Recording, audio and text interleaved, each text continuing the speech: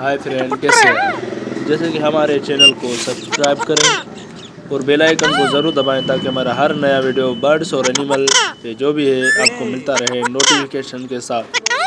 Thanks my friend.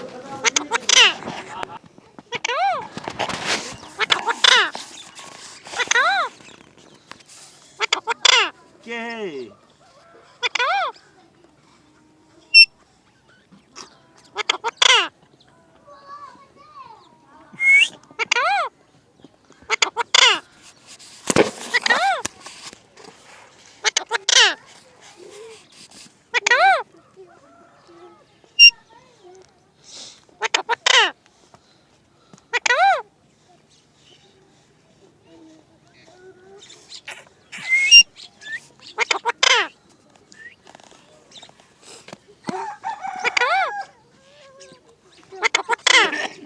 मिठो